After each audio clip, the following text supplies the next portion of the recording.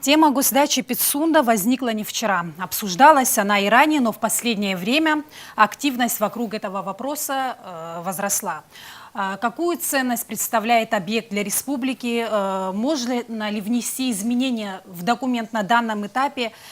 И о чем речь идет в соглашении? Сегодня мы это все обсудим в прямом эфире. Здравствуйте. И сегодня у нас в студии общественный деятель Давид Чичович Пилья, замминистра иностранных дел Абхазии Одиссей Михайлович Беквава, юрист Центра гуманитарных программ Саид Гизердава, общественный деятель Тенгиз Шотович Джопуа, министр юстиции Абхазии Андрей Львович Барцыц и общественный деятель Алхаз Хатарович Асланзе. Начнем. Вот соглашение, о котором так много говорят, столько обсуждают, вызывает столько дискуссий в обществе. На ваш взгляд, нарушает ли это соглашение нашу Конституцию? Кто начнет? Вот мы же так много говорим, что это противоречит нашей Конституции, нарушает наш закон. Я думаю, лучше дать слово юристам сейчас, чтобы они... Ну, начнем тогда с Саида Гизердава. Добрый вечер еще раз. Относительно того, соответствует ли Конституции данное соглашение, я делал свою экспертизу, она была общедоступна, и я выразил свое мнение, что в соглашении есть целый ряд положений, которые противоречат Конституции. Это положения, которые касаются суверенитета государства, это положения, которые касаются неотчуждаемости территории. Относительно, и эти вопросы очень сильно взаимосвязаны друг с другом, вопросы суверенитета и неотчуждаемости территории. Потому что когда нам говорят сторонники ратификации соглашения о том, что здесь как бы нет передачи, соответственно, нет отчуждения, соответственно, нет как бы потери юрисдикции территории, юрисдикции Республики Абхазия над этой территорией, то с этим аргументом я не могу, например, согласиться. Ну, учитывая сроки самого соглашения, да, во-первых, надо брать в расчет территорию, да, это достаточно большая территория, сухопутная и достаточно большая часть акватории, которая прилегает, собственно, к этой территории. Вот. И передача такого большого куска территории Республики Абхазия, как бы она должна нас как-то немножко настораживать, да. И учитывая те положения, которые существуют, да, в соглашении, о том, что на территории будут находиться объекты, которые передаются в собственность. Сами объекты в самом соглашении, они не названы. Там целый ряд объектов. Там есть, собственно, дачи, там есть жилищный комплекс, в котором проживают люди. Вот мы точно не знаем, будет ли, ну, дачи, понятно, они точно переходят в собственность. Что будет происходить с жилым комплексом? Там люди живут, у них есть право на жилье, у них есть право на свободу передвижения и так далее. Как будут защищены эти права? Но это не самый важный момент. Речь идет о продолжительности аренды, которая, ну, официально срок аренды 49 лет с возможностью последующей пролонгации. Но это не простой договор аренды, да, как мы понимаем. Это соглашение между двумя государствами. Если одно государство берет в аренду другого государства территорию, это означает, что суверенные права этого государства начинают распространяться на территории этого, собственно, на этой территории. И здесь возникает вопрос. Аренда, она по сути бессрочная. То есть, ну, представьте себе, если там будут находиться государственные дачи, сможем ли, какое у нас будет моральное право взять и расторгнуть такой договор? Да? Это все-таки какой-то вызов нашим отношениям. То есть вряд ли мы сможем пойти на такое, если мы уж как бы передадим это имущество. Соответственно, нам очень сложно будет расторгнуть этот договор. И передача такого большого количества земли другому государству, даже пусть и по договору аренды, но бессрочному договору, это фактически выведение этой территории из-под юрисдикции. Ну, прошлый, да, насколько я знаю, прошлый договор от 95-го года, он был бессрочным, а сейчас же он все-таки Там есть Вы да, знаете, срок обозначен. там да, не, в этом не соглашении. было вопросов собственности, да? И Да. юрисдикции не было. Да, и вопросы юрисдикции. Вопросы юрисдикции, они очень важные. Я хотел бы сказать, что, конечно, нам надо обратить внимание, дискуссия о том, что надо пересматривать, все-таки идет. Это, мне кажется, что в правильном русле развивается, есть определенное понимание, оно как бы формируется. Мы должны посмотреть на эти межгосударственные договоры, которые касаются аренды. Вот я, например, смотрел договор аренды Байконура. Да, там очень четко прописана юрисдикция, собственно, Российской Федерации, юрисдикция Казахстана и так далее. То есть нам важно, вот как бы выверенно, если это возможно, но мне кажется, что это возможно, как ситуация вокруг ратификации, мне кажется, немного меняется. Да, Андрей Львович, добавите потом. Да, коллеги, еще раз добрый день. Спасибо за предоставленную возможность, за приглашение.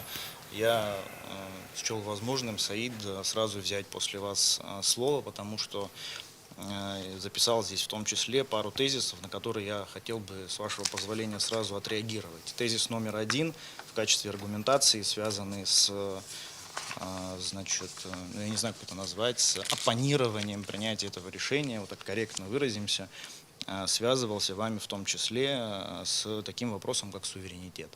И, откровенно говоря, вопрос суверенитета для нашей страны является фундаментальным, является очень важным. Мы очень много и дорого заплатили за то, чтобы обладать независимостью нашего государства во внутренних делах, верховенством нашей власти внутри на территории. Поэтому говорить на сегодняшний день о том, что данное соглашение несет в себе определенные аспекты, которые в свою очередь тем или иным образом ущемляют наш суверенитет, это заявление очень серьезное. Разумеется, подготавливаясь к этому эфиру, я ознакомился с позициями определенных специалистов, экспертов. И вот одной из первых и, наверное, наиболее часто встречаемой для меня позиции была связана вот с суверенитетом. И как юрист в том числе, я, разумеется, был вынужден очень глубоко вникнуть в этот вопрос, потому что вопрос на самом деле очень серьезный. И с вашего позволения я вот сделал для себя такую определенную выписку. Я хочу ознакомить, я думаю, что, Саид, вы точно знаете, но и в том числе нашу общественность, потому что звучит это очень громко, ущемление абхазского суверенитета. И разъяснение в этом плане, на мой взгляд, быть должно и должно быть конкретным, с цитатами на конкретной статьи. Хочу вам процитировать статью 6 соглашения от 22 года, условно назовем его новым соглашением. Эксплуатация объекта не может, Саид, осуществляться в ущерб суверенитету, безопасности, политическим, военным, научно-техническим, экономическим и экологическим интересам Абхазии. То есть само по себе соглашение конкретно, прямо, русским языком черным по белому внутри своего текста закладывает невозможность ущемления суверенитета Абхазии. Но я вас понимаю. Я понимаю, что суверенитет понятие очень сложное и имеет определенные элементы, которые необходимо в тексте поискать в том числе. Разумеется, я на этом не остановился. Хочу вам зачитать другой абзац.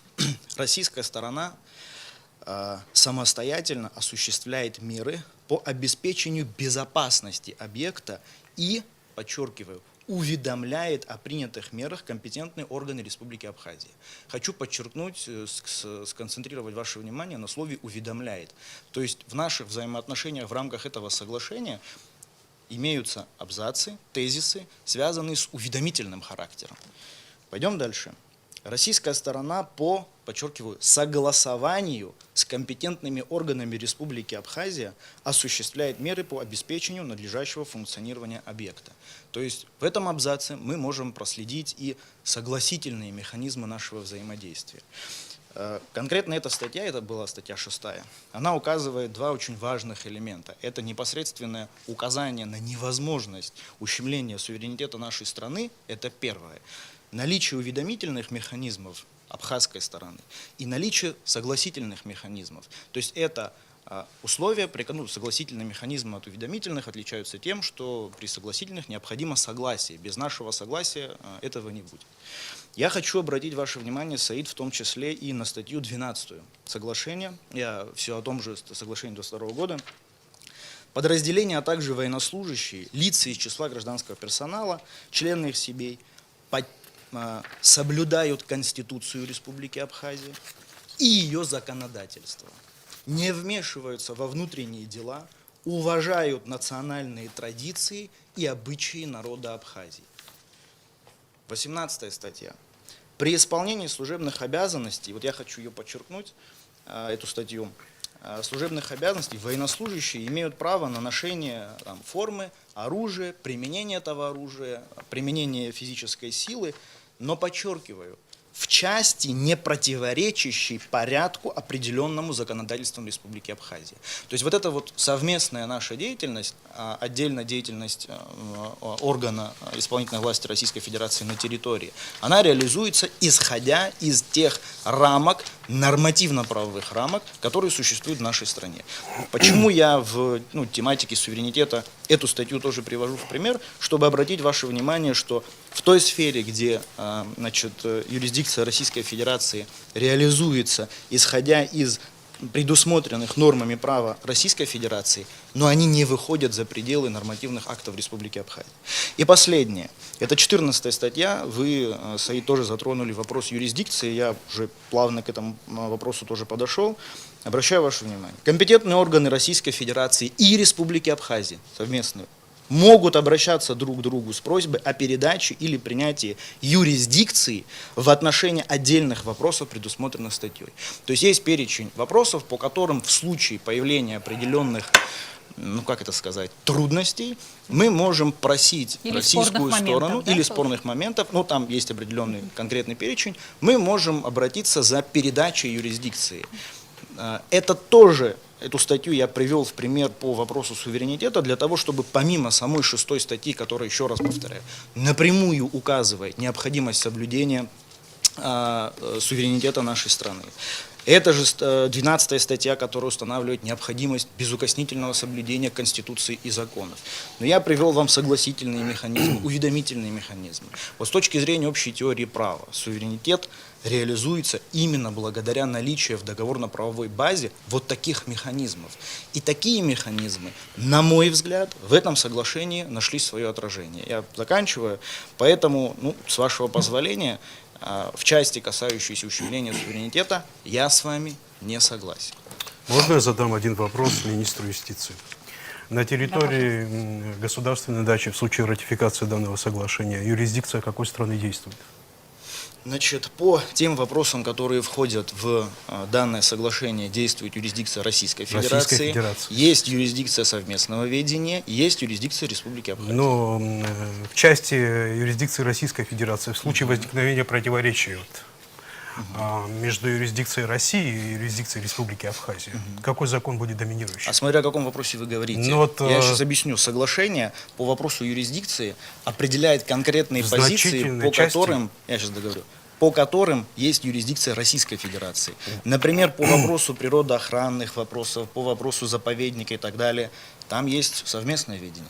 В значительной части деятельности Федеральной службы охраны на этой территории, там будет юрисдикция Российской Федерации.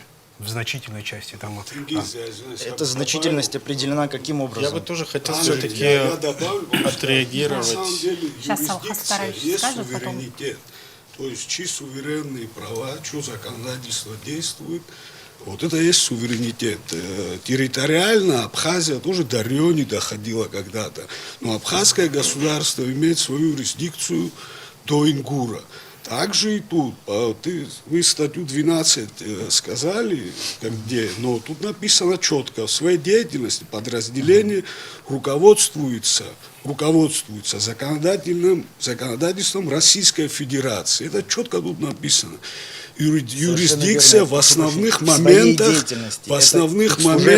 будет российская. Это факт. Секундочку. Это первое. Вы же сами говорите, в своей деятельности. Это их служебная деятельность. Служебная деятельность затрагивает очень много вопросов. Это и есть служебная территория, это дача служебная. Она не туристическая, это служебная территория. Просто режимный объект. То, что вы говорите, с вашего позволения, встречный вопрос. А мы как должны были написать?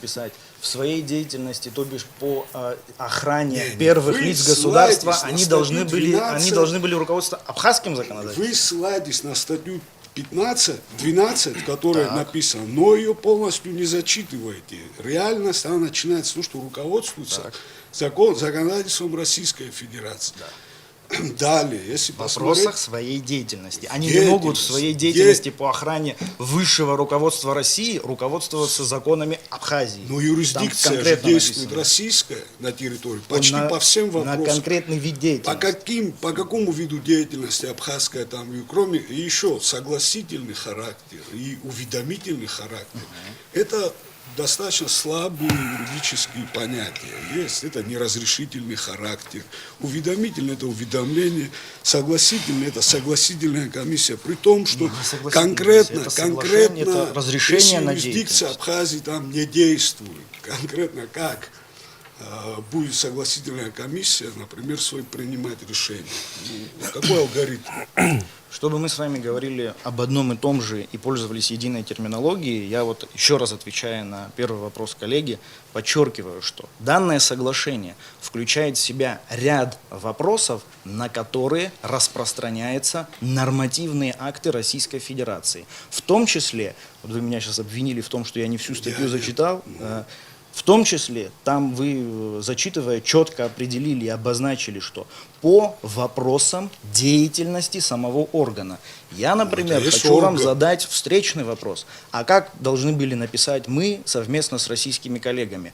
В деятельности Федеральной службы охраны они должны руководствоваться абхазским законодательством? Мы, Это же в принципе, конкретный вопрос. Конкретно был вопрос суверенитета и юрисдикции. Мы вообще не Юрисдикция ставим там вопрос, как российская. нужно было написать. Так что зачем Да. говорить, что там не касается Я считаю, суверенитета? например, что не Вопрос надо было вообще не соглашение в такой суверенитета форме в целом, составлять. а суверенитета Передавать на данной 200 территории. гектаров земли под юрисдикцию другого государства. Этого было достаточно. Ну, это уже другой Там, аргумент. ну, если Вообще вы- не передавать, им в том вообще числе не в аренду. передавать. Ну, либо арендный договор там совершенно другие условия. Можно в аренду, но Здесь обговорить. же написано, что в аренду на 49 У лет. нас Да, есть это не аренда. соглашение. Это не аренда.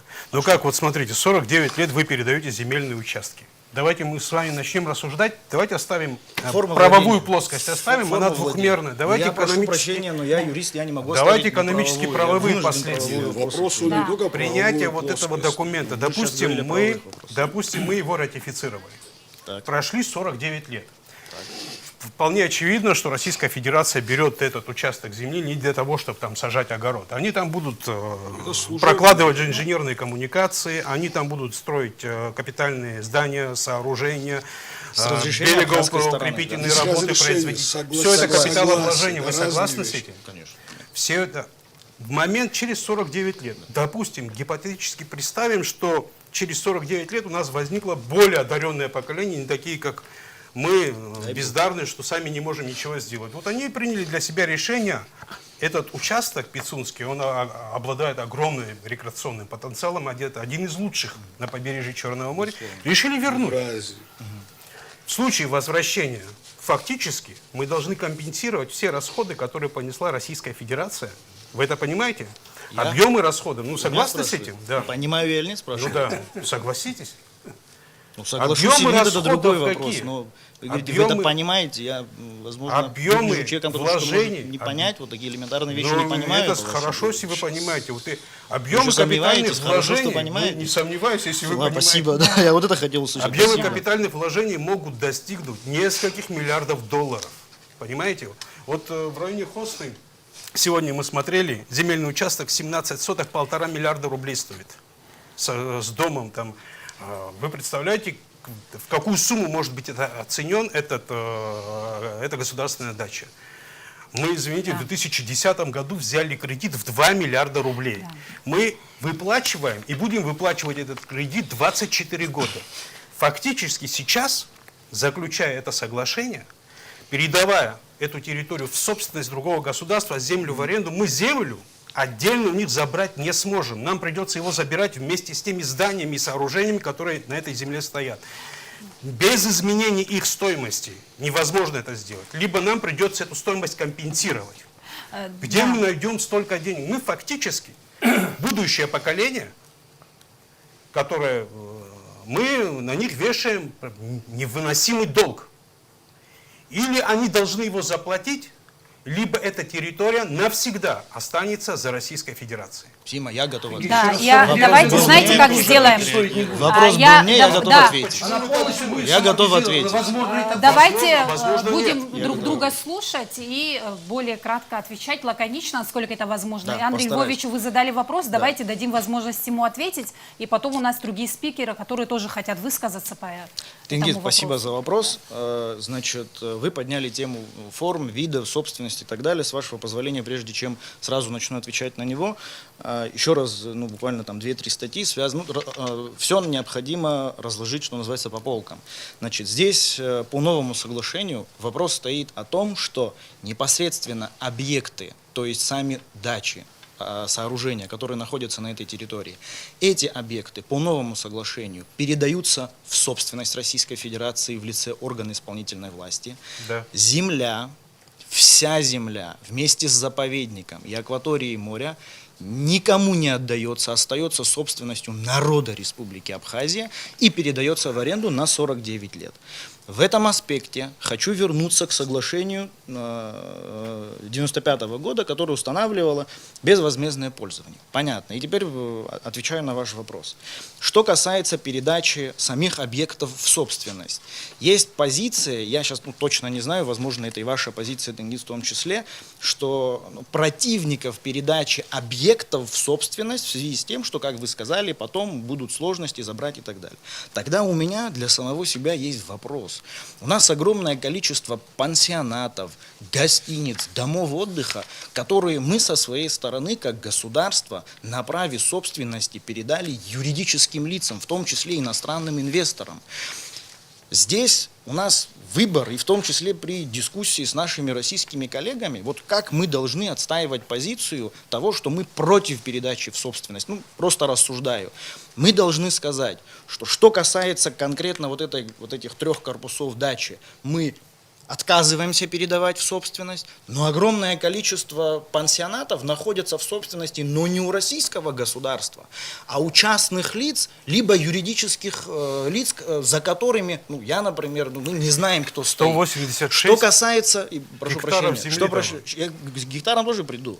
Что касается самих объектов, в отличие от того примера, который я привел, пансионаты переданы юридическим лицам, приватизированы, куплены, не знаю там по какому пути, юридическим лицам, и эти юридические лица, эти объекты могут использовать как хотят, потому что там владение, пользование, распоряжение. Конкретно вот эти объекты государственной дачи в Пицунде передаются только в целях обеспечения государственных мероприятий Российской Федерации и оздоровительного отдыха лиц, охраняемых ФСО. То есть даже владение, пользование и распоряжение, передавая в собственность, это соглашение ограничивает конкретным назначением. Тогда я задаю сам себе вопрос, не кому-то и не вам, Тенгиз, честное слово. Я хочу понять, в чем разница, в чем для нас риск того, что мы эти 3 корпуса отдаем Российской Федерации в собственность для целей проведения государственных мероприятий, мы говорим нет, а огромные пансионаты мы передали В юрлицам. масштабах. Во-первых, масштабах юрисдикция. Ни один иностранный Юрисдикция, да. инвестор. Я очень прошу, там действует ваша тройка абхазское очень сегодня много законодательство. говорит, давайте остальным Не, участникам просто тоже дадим возможность на высказаться это по надо этому оппонировать. вопросу. Давид Чичевич, вы будете говорить или... Конечно, всем спасибо большое, что пригласили на студию. Я вас всех приветствую, коллеги. Вопрос, который мы с вами сегодня рассматриваем, вопрос Пицунской дачи, мы не можем его рассматривать в отрыве от тех обязательств, которые Россия несет перед нашим обществом, перед нашим государством. Если все эти вопросы оторвать и рассматривать только вопрос, быть или не быть Пицунской дачи в руках у администрации высшего руководства России или нет, тогда, знаете, мы тогда размываем ситуацию. И наши слушатели сегодня могут не понять, в чем спор, о чем мы спорим сегодня. Что мы хотим защитить? Меня часто спрашивают. Хорошо, передали мы, значит, Пицунскую дачу, ну, российской стороне. Что мы от этого теряем?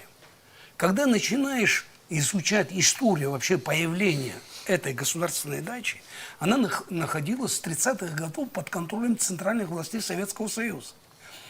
В 40-е, 50-е годы были проведены большие изыскания по вопросу нахождения оптимального места и очень удобного, красивого и благоприятного в плане экологии места для отдыха высших должностных лиц Советского Союза. И в 1958 году было принято соответствующее постановление и началась стройка. На этой территории, уверяю вас, ни один из тех, кто здесь присутствует, значит, вот в этой студии, не бывал никогда. Я, будучи членом парламента, первого парламента, значит, у нас появился вот во время войны и после войны сразу интерес к этой даче. И мы хотели туда, значит, зайти и посмотреть. Ну, с точки зрения, скажем, вот, любопытства и так далее, а еще были у нас какие-то другие интересы. Нас туда просто не пустили.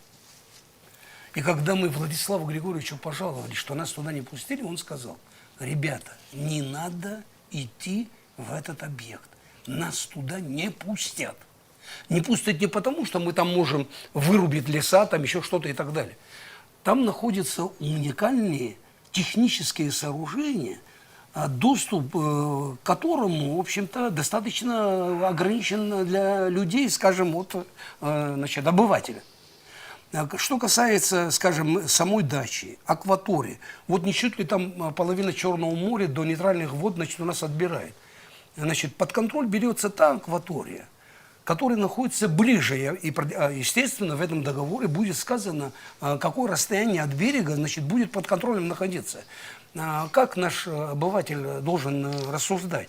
Значит, там отдыхает высшее политическое руководство России, и рядом наши пацаны, там, простите, пожалуйста, там играются и так далее, камушки кидают. Как вы себе это представляете? Конечно, это строго охраняемый объект. Давайте еще раз мы попробуем, значит, в наших взаимоотношениях с Российской Федерацией, значит, вот к определенным моментам, да, давайте вспомним еще, какие были моменты в жизни наших соотечественников. Я, знаете, возрастом гораздо старше вас всех, я помню события 1977 года, когда в адрес ЦК КПСС из Абхазии поступило письмо, которое было подписано 130 гражданами Республики Абхазия, ну, тогда же автономной республики. В 1978 году началось, значит, серьезные действия со стороны центральных властей Грузии.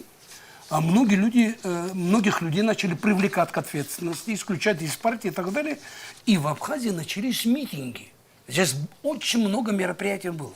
Я помню 1978 год. Это нынешняя наша площадь Аяйра. Вот на этой площади собралось огромное количество абхазов, где мы держали плакат. Я стоял рядом с людьми, кто держал древко от этого плаката, в котором было написано: мы хотим состав, значит, соседней республики. То есть мы хотим войти в Краснодарский край. Это было такое время, мои дорогие. И уверяю вас, если вы начнете меня ругать, как же ты, Давид, тогда стал рядом с этим плакатом. А время было такое, мои дорогие.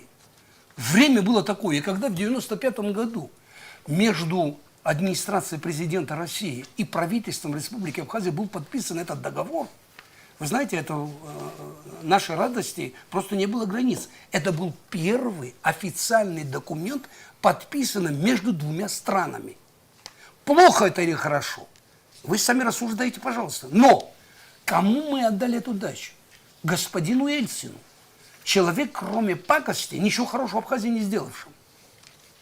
И когда ты начинаешь все это через себя пропускать, всю эту информацию, и подходишь к сегодняшним нашим проблемам, битва за, значит, госдачу, конечно, вы знаете, вот мне, например, откровенно говоря, непонятен вот такой подход. Что значит мы теряем часть своего суверенитета? Простите, пожалуйста, а кто охраняет Черноморское побережье Абхазии? Кто границу сухопутную охраняет? А кто воздушное пространство прикрывает? Кто это? А военные базы, которые построены на территории Абхазии, а их же десятки, дорогой Тенгиз. Что, наш суверенитет на эту территорию, на этой военной базе действует? Нас туда пускают?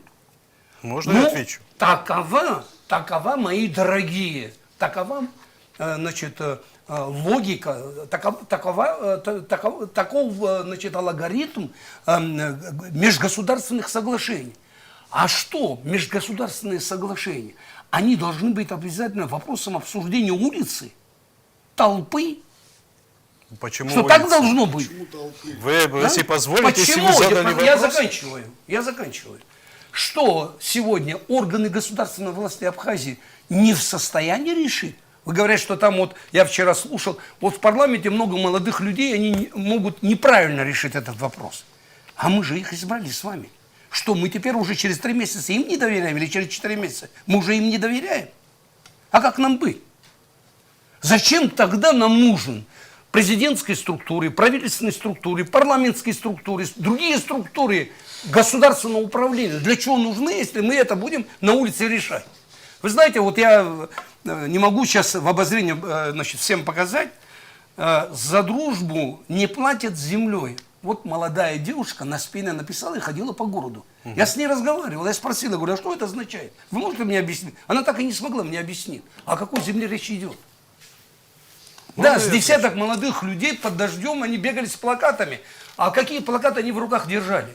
То ли, значит, из-под коробок сгущенки или тушенки, значит, раскрытая, значит, бумага, и на ней быстрыми руками написаны какие-то призывы. Ну что это такое? Мы что, так решаем политику по отношению к России? Что, у нас есть еще другая страна, которая сегодня обеспечивает нашу безопасность? А что мы говорим о суверенитете? А кто признал наш суверенитет? Разве не заслуга России в том, что еще несколько стран признали наш суверенитет? В том числе и Сирия, одна из, кстати, не маленьких стран. Разве это не заслуга России? Это мимо России прошло. И, конечно, когда в контексте мы все эти вопросы рассматриваем, наши взаимоотношения с Россией, и вдруг мы спотыкаемся о даче и говорим о том, что вчера даже один сказал, а что, говорит, возьмут они, допустим, леса там вырубят и так далее, и будет экологическая катастрофа. Что, в Москве сидят и топоры точат, чтобы эти деревья срубить, а я больше чем уверен, что туда новые саженцы привезут. Давид Юрьевич, соглашение не позволяет это сделать. Естественно, конечно. Охраняет эту территорию. Давид Юрьевич, если вы позволите, можно я отвечу? Во-первых, начнем с того, что вы начали, что это было построено в Советском Союзе. Однозначно мы все республики бывшего СССР, мы автономная республика, и все национальное богатство Советского Союза, созданное гражданами Советского Союза, было распределено по всем республикам. Мы не несем ответственности, что эта дача оказалась на нашей территории. Тем не менее, оно является национальным... Кроме 3 объектов, Тенгиз, дорогой мой. Дайте, пожалуйста, закончить. Это является национальным достоянием абхазского народа. Вы с этим же согласны? Конечно, согласен. Теперь не надо ставить вопрос, что люди, которые не согласны с текстом вот этого соглашения, против России. Мы не против России. Мы не против того, чтобы на этой госдаче находилась Федеральная служба охраны. Мы не против того, чтобы там кто-то отдыхал. Мы просто хотим дачу передать в аренду. Не на правах собственности, просто дать на правах распоряжения. Потому что пройдет время. У нас нет таких территорий. Мы не Российская Федерация. Мы не можем себе позволить... Вы знаете, что в России... землю на правах секундочку, собственности можно, никто никому сейчас, не передает. секунду, можно. В России есть поправки, готовятся поправки, насколько мне известно, они готовятся, что не допускается безоговорочное какое-либо отчуждение территории. Вообще безоговорочное. Слушайте, наша Абхазия ничтожно маленькая страна. Мы готовы им, да, мы не говорим, что не берите. Ради Бога, берите, пользуйтесь. Но пусть это будет в собственности нашей страны. Они говорят, что в соответствии с федеральным законом не допускается финансирование объектов, находящихся в иностранной собственности. 79.1. Согласен, пусть будет так. Но неужели так сложно сделать исключение в законе? Для большинства. Потом вы сказали, что вот в толпе обсуждается. Какая толпа? Этот вопрос обсуждается в обществе. Гражданском обществе. В гражданском обществе, да, это людей беспокоит. Да. Это не, я не стал... Не скажите, что еще вся Абхазия только этим и занимается. Вся, может быть, вся Абхазия, не вся, я не ходил, не Социальные считал, сети это еще не вся Абхазия. Во всей Абхазии живет 250 тысяч человек. Не все Один из нас момент, в социальных один сетях момент я вообще еще есть. хочу добавить насчет вот этих молодых, которые вот на спине вы там показывали. Чтобы вы понимали, мне 43 года. Эта дача не моя. Эта страна тоже не моя. Если она не моя, мне 43, вы намного старше, она уже тоже не ваша. Это ихнее. Вот то, что вот сейчас, о чем мы обсуждаем, это тех молодых людей, которые по площади под дождем ходили с вот этими картонными вырезками. Это они имеют полное право на это. Они имеют, конечно. Они имеют, и мы не имеем права, мы должны учитывать их интерес. Тенгиз. И единственное, что я прошу, я не говорю, что мы должны как-то вот жестко сказать, давайте выбросим этот договор, и пусть дачу отдадут. Давайте сядем, обсудим нормальный текст договора. Поговорим, к этому еще придем, да. переговорим с российской стороной, чтобы это не ущемляло и наши интересы, интересы абхазского народа, и чтобы это было выгодно и нашему стратегическому партнеру. Тенгиз, можно я задам вопрос? Вот могу ошибиться, но вот чувствую эмоциональность. Полностью поддерживаю позицию по поводу детей, что это наши дети, что их необходимо поддерживать. И их акцию я понимаю, не принимаю, но понимаю со своей стороны. Я просто хочу задать один простой вопрос, и вот честно, вот по-простому, по-человечески хочу спросить ваше мнение. Вы говорите, хотим дачу передать в аренду. Да. Вот, то есть вы, конкретно ваша позиция сейчас, дачу не дачу, не землю, подчеркиваю, не акваторию, не землю, Я имею в виду государственную дачу, объект. то есть объект, здание, вы против того, чтобы этот объект отдавать в собственность, Ну, как? а хотите оставить там Вы, в как пользовании юрист, и я так думаю, далее. понимаете, имущественные права при передаче прав собственности одни, при передаче прав на распоряжение Я вас другие, да. понял. И вот в чем заключается мой 95-го вопрос? года. Я перед этим сказал, еще раз повторяю, у нас огромное количество пансионатов, у нас строится огромное количество гостиниц. Я хочу для Я себя согласен. понять, я Ну, готов встать рядом с вами и поддерживать вашу позицию, когда вы меня убедите. Вот вы сейчас в том числе эмоционируете, я вас понимаю, вообще вот Давидович, вы тоже говорили, в обществе зреет определенная эмоциональная нагрузка. Но на мой взгляд, Сима, в том числе эта нагрузка зреет и потому, что общество получает не до конца достоверную информацию, либо получает информацию искаженную. Вот я, например, за суверенитет говорил, сейчас про заповедник поговорим. И вот здесь я еще раз возвращаюсь, хочу получить ответ.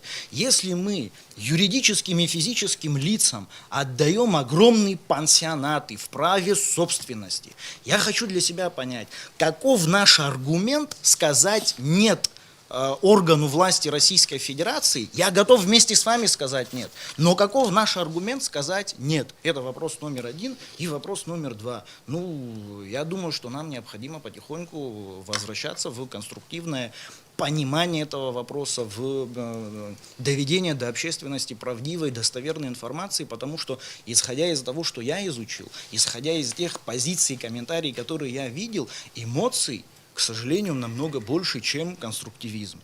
Ну, Вот хочу услышать ваш Да, ответ. давайте мы Хотим сначала передать в дадим аренду. возможность... Дай, дать- Ну, ответ можно Да, услышать? можно больше, Ответ. да. Сима, ответ. Во-первых, Почему? можно Да, я- да, можно конечно, очень коротко очень ответить? коротко Можно ответьте, потому что вот ваш оппонент никак не может дождаться своей очереди. Вопрос территории, задали? там 200 гектаров фактически земель и плюс еще акватория. Там выходит 300 с копейками гектара. Тенгиз, но мы же На говорим, всей этой что территории. эта Можно я территория, закончу? Секунду. собственность не отдается только Правильно, даче. все, я полностью согласен. Собственность мы не отдаем. Но на этой территории могут быть построены капитальные сооружения. С разрешения абхазской стороны. Как, Согласие. с разрешением. Согласие с разрешением. Согласие. Ну, могут Андрей же, они Львович, будут все, о чем построены. вы говорите, это Мы все потом эту прописано в этом землю вернем. соглашении? Конечно, я Четко. могу вам открыть конкретную Да. статью. Еще один момент, почему Да, я это хотела это обсуждается услышать. эмоционально, я хочу тоже на него ответить. Сразу, Да. 5-я статья. Российская сторона имеет право осуществлять капитальное строительство по согласованию с абхазской Ну, стороной. согласовали. Ну вот все, о чем мы сейчас говорим, я думаю, будет изучать рабочая группа, да, Не получение которая будет создана. А сейчас давайте дадим это не слово получение вашему оппоненту. Это решение обоих сторон. Одиссей А не Михайлович, одной. давайте вас Согласие, послушаем. это когда кто-то дает согласие. А согласование... Они это отправили обе вопрос на стороны согласование, должны получить согласие? приходят к какому-то мнению. Ну, Но должны это получить не согласие. разрешение, Я это понял. разные вещи. Отправили вопрос на согласование. Должны получить согласие или нет? Насчет этих В любом случае вопросов согласие ваших. присутствует и там, и там. Юрисдикция везде. Лутарович, Юрисдикция на всех. Давайте вашему послушаем оппоненту, Одиссея да, Михайловича послушаем. Добрый вечер. Мнение, Еще ну, раз здесь Стоит отметить и добавить в период дискуссии по поводу сохранности самого объекта и тех природных объектов, реликтовых насаждений, которые, да, по служебной необходимости, я был на этой территории, конечно же, там предпринимаются такие усилия, чтобы даже эти ветхие уже растения, которым множество тысяч лет, сами не выкорчевывались, их специально укрепляют, над ними работают, там, питание и так далее. В этом плане, конечно, там работа ведется серьезно, и здесь, конечно же, хотелось бы, что и мы также могли бы сохранять свое наследие, которое действительно досталось нам немалой кровью. И еще бы хотелось добавить, вот в информационном поле, значит, дискуссия ведется о том, что данный вопрос поднялся именно в этот период. Хочу проинформировать, что по данному вопросу после заключения самого договора 1995 года уже после признания с 2010 года, в принципе, у меня есть небольшая статистика, если кому интересно. Вот, российская сторона будировала этот вопрос о том, чтобы перезаключить договор, и по тем аргументам, которые вы говорили о невозможности финансирования объектов, которых не в собственности Российской Федерации. Вот. Это буквально можно разделить даже на два этапа. Вот с 2010 года по 2011 год российская сторона более 6 нот направляла в адрес абхазской стороны. И второй этап с 2017 года по настоящее время, опять же по инициативе российской стороны, данный вопрос пришлось обсуждать, и уже пришли к такому результату, который, конечно, сейчас дискутируется. И сегодня и руководство страны, и все готовы к дискуссии на всех возможных площадках. И позиция тех, кто не одобряет этот вопрос, тоже понятна. И для этого сегодня ведется эта дискуссия, чтобы прийти к положительному результату. Ну, если есть вопросы еще. Можно вот мне тоже Добавить хотите, да? Потому что у нас еще есть вопросы. Я хотела, чтобы Нет, я они тоже хотел просто прозвучали. ответить на возражение Андрея Львовича относительно вот того, что здесь нет ущемления суверенитета, как бы. Потому что на самом деле, ну, я об этом сказал, хотя я, например, не услышал контраргументов. Я услышал только ссылки на существующие нормы, да. Но мы, юристы, мы должны прекрасно понимать, что А в норме аргументы не возможно, услышали? дайте договорить, пожалуйста, что, возможно, есть противоречия, да, между нормами. И норму нужно читать тоже целиком, чтобы у людей не создавалось впечатление, что замечательно, да, там вот ту норму даже, которую вы назвали, о том, что могут, скажем так, Давайте компетентные приведите пример, органы с могут удовольствием. обращаться друг к другу с просьбой о Так. передаче и принятии юрисдикции, Так. но могут, это диспозитивная норма. А будет ли это на самом деле реализовано, тоже вопрос. почему вы ставите под И с сомнение? учетом, ну, имею право ставить под сомнение. Имею право, учитывая практику нашей государственной деятельности, Да. свой опыт многолетний изучения этой деятельности, наверное, я как юрист имею право, да. Персонально вы право такое имеете. Давайте не будем обсуждать конкретно, мои права и ну, не меня конкретно обсуждать. данное Мы обсуждаем соглашение, договор. это договор Мы двух должны начать с или того, более что в сторон, договоре который говорится о том, устанавливает что определенные конкретно правила. военнослужащие и военнослужащие, и лица гражданского персонала, они выбывают из-под юрисдикции. Да? Здесь прямо это сказано, что Члены семей. они находятся под юрисдикцией Российской Федерации, личность их неприкосновенна. Военнослужащие не обязаны давать показания в качестве свидетелей. То есть на них ни административная юрисдикция, ни правоохранительная юрисдикция не распространяется. Но это частный момент. Я еще раз хочу возвратиться к самому главному вопросу. Когда мы говорим о том, что мы не передаем в собственность, это понятно, мы не можем, в принципе, такого договора в принципе быть не может. Но мы, когда говорим об аренде, мы должны понимать, что это не частно-правовой договор аренды. Это не договор аренды между физическими лицами, юридическими лицами. Это международный договор аренды. Это совершенно другое. Международный договор аренды он совершенно регулируется нормами международного права. И в форме международного договора аренды тоже происходит отчуждение территории, да, и ограничение суверенитета государства, ограничение юрисдикции. Почитайте Зорькина, почитайте, даже, наверное, вы читали, конечно, почитайте Сергея Николаевича Бабурина, который говорит о том, что в любой форме может быть. Сергей Николаевич Российская Бабурин был у меня Федерация оппонентом на защите кандидатской не допускает, диссертации. например, да? Да, Но почитаем докторское- обязательно, это в что-нибудь докторской, это не в что-нибудь кандидатской. освежим в своей памяти, Да, тем более я думаю, ваш что это опыт. обязательно надо освежать, Да, потому что обязательно освежим. отчуждение, Спасибо, что напомнили, отчуждение конечно. происходит в любой форме. В любой форме. Здесь даже можно усмотреть, поскольку речь идет о таком квази-договоре, да, аренды, потому что он как бы здесь нет уплаты за, собственно, пользование этим объектом. Можно увидеть даже эту уступку территории. Речь идет о том, что и когда мы сравниваем два договора 95 года и этот договор, в них же колоссальная разница. Речь идет о пользовании с одной стороны и совершенно о другом имуществе. У нас есть значительная, как совершенно верно сказал Тенгиз, территория, которая и сухопутная, и морская, которая передается по договору, передается на 49 лет с автоматическим продлением на последующие 15-летние сроки.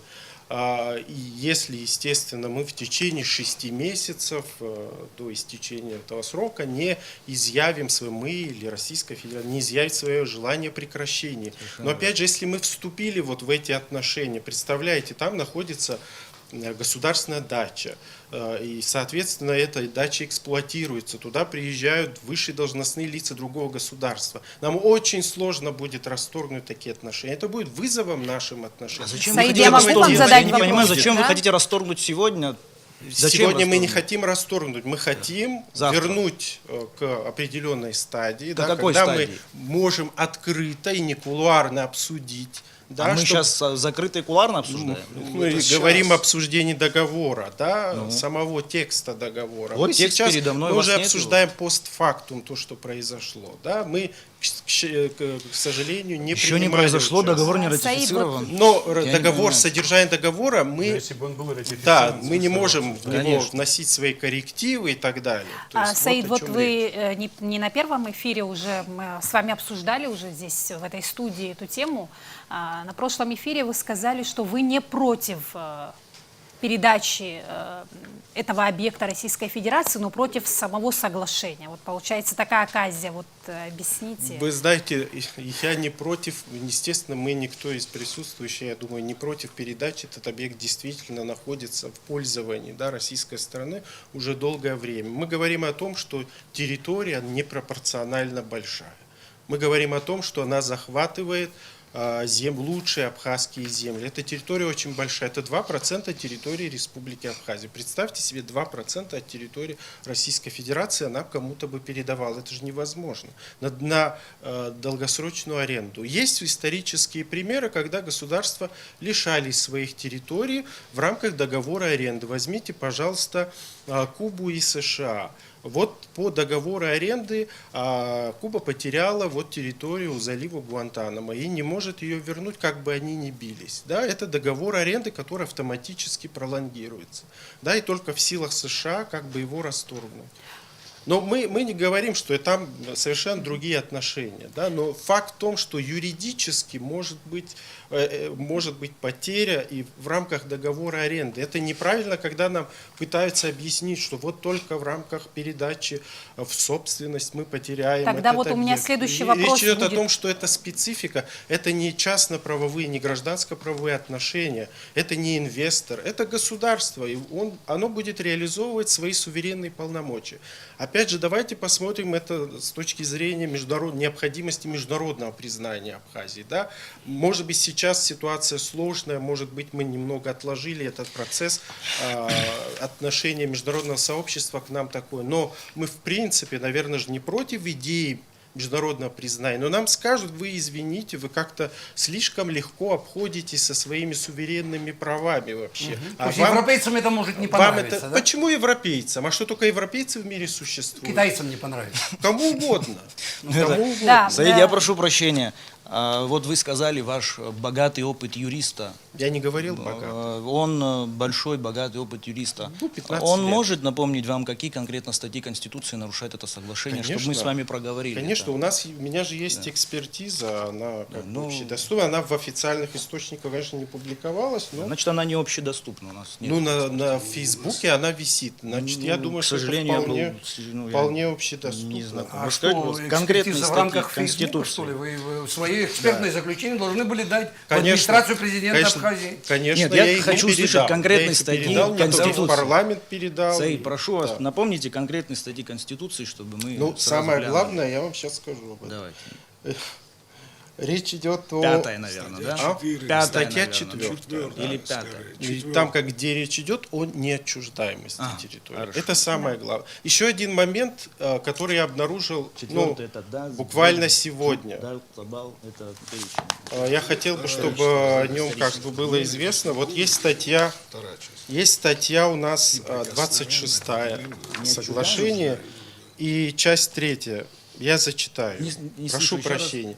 Я зачитаю. Прекращение действия настоящего соглашения не повлечет за собой прекращение права собственности, возникшего у Российской Федерации в соответствии с настоящим соглашением на объект, это одно, в том числе и на движимое и недвижимое имущество, входившее в объект на момент его передачи, а также возведенное на территории земельных участков, участков акватории моря после их передачи. Но в данном случае меня не беспокоит объект, меня Какую беспокоит статью другое. Конституции нарушает Движимое, я скажу, Да, внимательно слушаю. да, я скажу, но у нас движимое и недвижимое. Да. В соответствии с Гражданским кодексом к числу недвижимого имущества относятся леса и многолетние насаждения.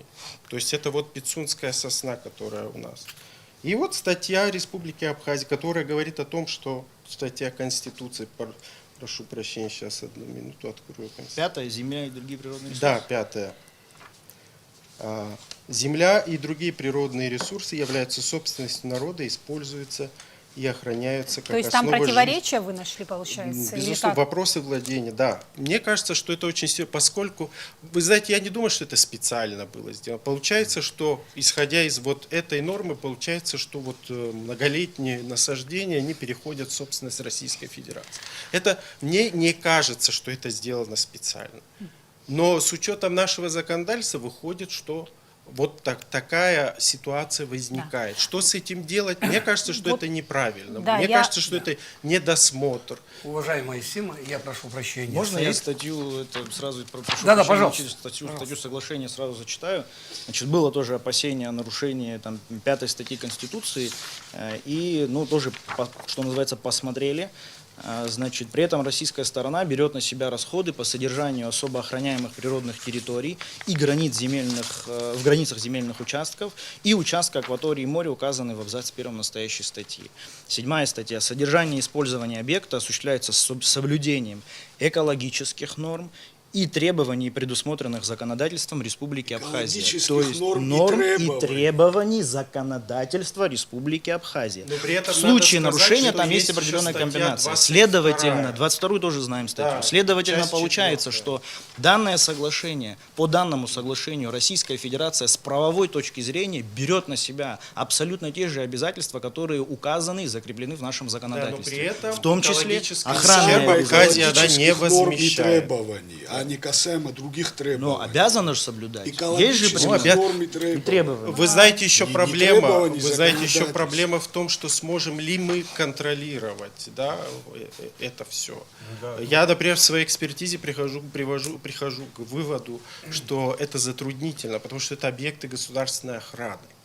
А возможно, там даже будет действовать в отношении некоторых объектов и государственная тайна. Как это все будет сочетаться? А еще это ФСО, да? Мы должны еще обязательно посмотреть на полномочия ФСО, чем занимается. То есть это все очень сложно. Это все Да. очень сложно. Да, Дорогая Давид Сима, Чечевич, да, Значит, я вас слышу. юристы народа очень тонкие, и все юридические моменты, они могут раскручиваться как клубок, да, и в разное время по ячейкам она может, как говорится, остаться. Но мы, простые люди, ну, я считаю себя простым человеком. Но в какой-то юристы степени ищут обывателем, везде да. лазейки, правильно? Для меня очень важно во всей этой ситуации сохранение отношений между Россией и Абхазией, чтобы не было ущерба в наших взаимоотношениях, чтобы Россия не приняла нас как за страну, которая как государство не состоялась. Потому что здесь же все вопросы надо решать на улице, на площадях надо решать, понимаете? Вот этот вот вопрос меня наталкивает на некую опасность, что мы можем все это настолько заволокить, что мы сами вообще не разберемся, что же мы вообще в конечном итоге хотим. Вы знаете, вот с кем мне приходилось разговаривать, все говорят, нет, конечно, дачу надо передать, ну надо нормы пересмотреть. Конкретно какие нормы? Вот видите, вот какие нормы рассмотреть? Вот я вчера внимательно смотрел встречу, значит, в администрации президента с активом, там, с, значит, людьми, которые с претензиями пришли, значит, в администрацию. Я внимательно их слушал. Да никто никакого аргумента не привел, что в этом договоре есть ущербные статьи. Очень опасны для нашего общества. Да, в будущем она, конечно, может создать какие-то проблемы. Вы знаете, я также могу сказать, что влияние Луны на железнодорожные рельсы, мало ли что через 200 лет может будет случиться, мало ли что через 49 лет может случиться. Мы еще не знаем, что может случиться через многие года. Но есть люди, которые все это знают. Я, знаете, откровенно говоря, я даже начинаю им очень даже симпатизировать. Что может случиться в будущем? Мы должны думать о том, что может случиться в ближайшее время с нами. Какую страну мы собираемся строить? С кем мы собираемся дружить? Насколько как партнеры мы будем, ну, скажем так, серьезными? Если кто-то скажет, что нам где-то на каком-то уровне руки выкручивают, я, конечно, этому не поверю. Потому что нет таких фактов, чтобы кто-то нам руки выкручивал. Нам говорят, да, хорошо, хотите так, давайте, пожалуйста. Дайте нам предложение, давайте рассмотрим. А где, какие предложения, из чего, из каких пальцев высосаны эти предложения? Они уже, этот договор, дорогой Саид, давно изучен. Он давно, знаете, вот, скажем, со всех сторон к нему есть подход. И при том юристов, не юристов, экологов, просто хозяйственников и так далее, и так далее, и так далее. Да, конечно, это будет территория, которая будет находиться под жестким контролем. Да, нам будет тяжело туда зайти и проверять, чем они там занимаются. А вы представьте себе, что в будущем, я, по крайней мере, так себе представляю, это будет некий центр, куда будут съезжать разные представители разных стран, политические, скажем, руководители стран и так далее, президенты, как это было в 60-е и 70-е годы. Вы помните, кто отдыхал там?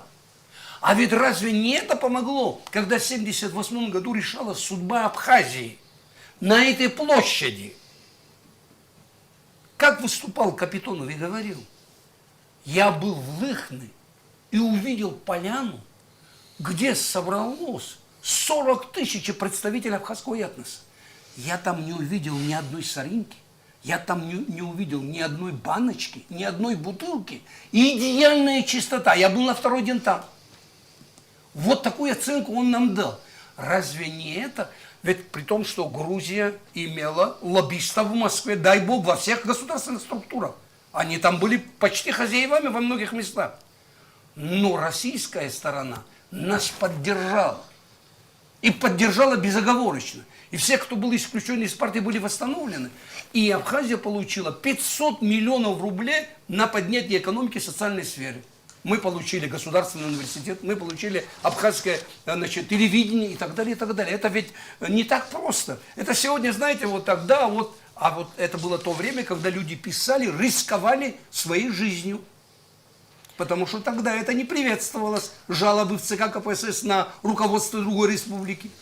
Но мы через это прошли, мои дорогие. И, конечно, мне в моем возрасте надо как-то сравнивать. Видеть все это надо другими глазами. Я не могу этой молодой девчонке объяснить, у которой там на, значит, майке какая-то надпись не совсем хорошая. Я не могу это объяснить, она этого не поймет. Она хочет жить в свободной стране.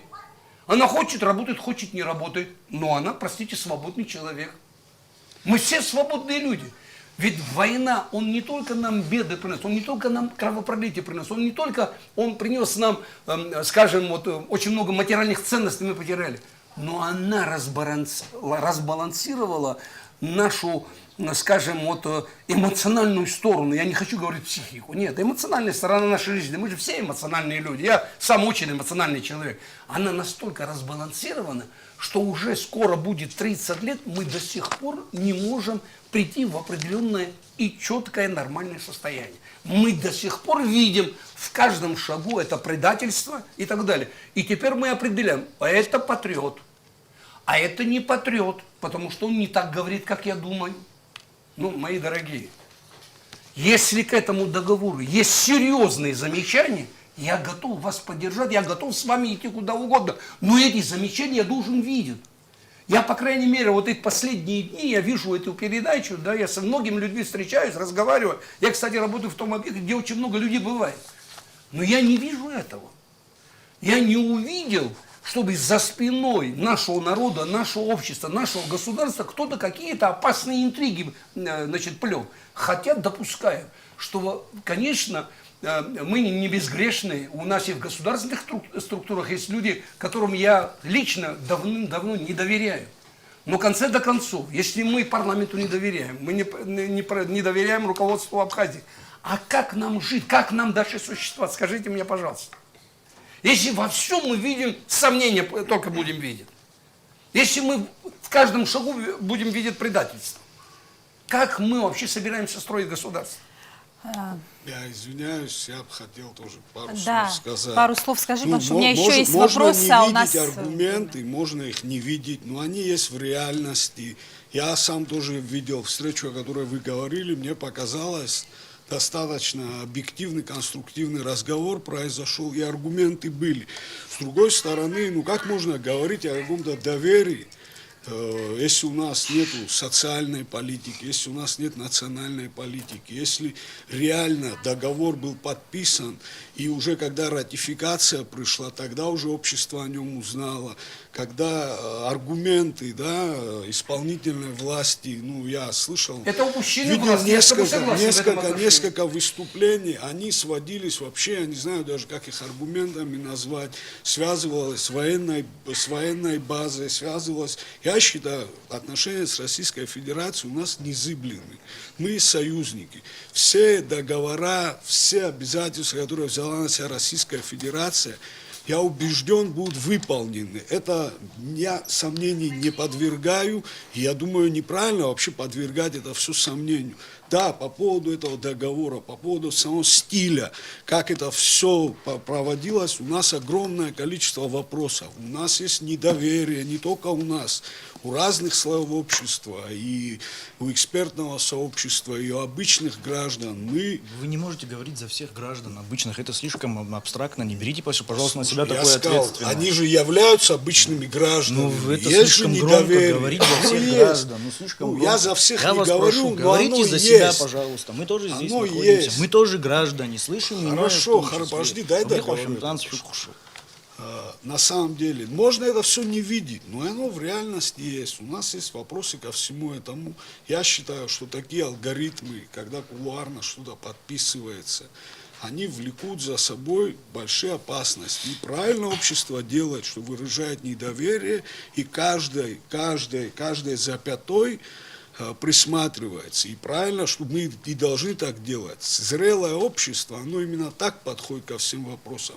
Но у нас еще ратификации нету этого договора. У нас вчера какой-то разговор был, ну, можно его по-разному понять. Я, например, как вижу, если уже какая-то группа юристов призывается провести экспертизу, значит, что-то с договором не то, значит, надо его проверить заново, значит, надо как-то по-другому к этому ко всему подойти. Я вижу это так.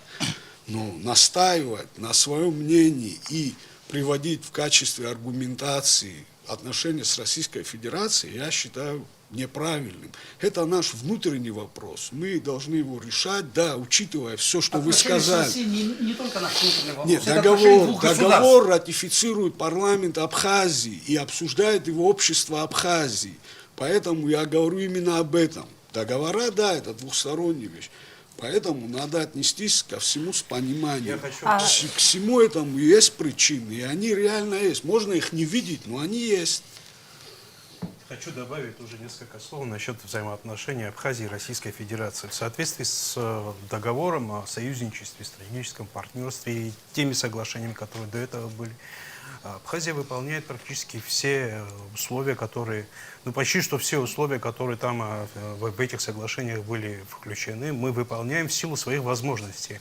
Абхазия очень глубоко экономически интегрирована в экономику Российской Федерации. В силовой и правоохранительной системе Абхазии российское присутствие достаточно высокое. Мы очень тесно связаны с Российской Федерацией, и мы не противимся этому, мы поддерживаем этот процесс, но есть какие-то зоны, красные линии, за которые нам не хотелось бы переходить. Потому что мы несем ответственность и перед будущими поколениями, мы несем ответственность, потому что это все добыто кровью и потом нашего народа. Вот есть какие-то вещи, очень хотелось бы, чтобы Российская Федерация это тоже понимала и уважала. Если в Российской Федерации есть федеральный закон, который не допускает возможности финансировать объекты, находящиеся в иностранной собственности, можно сделать для Абхазии же какое-то исключение или найти какой-то механизм, который может обойти этот закон. В конце концов, решение всегда есть. И очень плохо, когда любой вопрос, который возникает, помимо этого соглашения, есть еще много вопросов на повестке российско-абхазских отношений, таких проблемных. И вопрос продажи жилой недвижимости иностранцев. Очень плохо, когда власть,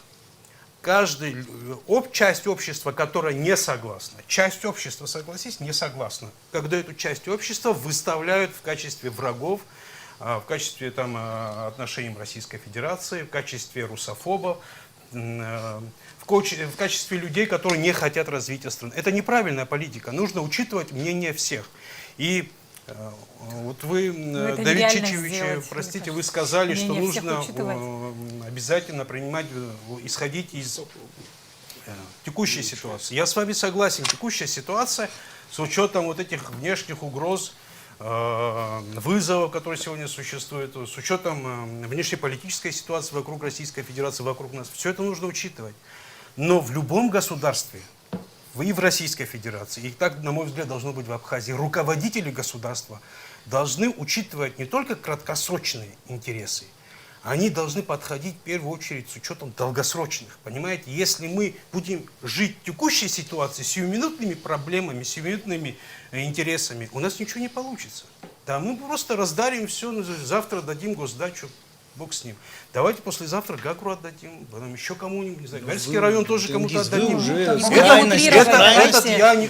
согласен, я утрирую. Пытаетесь придать может быть, конечно. Я не говорю, что такое позицию. Я вас прошу, Тенгиз, Да, мы работаем уже больше часа в прямом эфире. Давайте и другие вопросы тоже, чтобы прозвучали, и ответы. Вот я не вижу этих целей развития государства не в словах, не в глазах нашего руководства. Я понимаю, что говорит Тенгиз, если у нас нет концепции развития государства, развитие есть программа Да, развития. мы сейчас чуть уходим от темы. Давайте по теме. Пока что только о правах иностранных инвестициях, о правах иностранных. Да.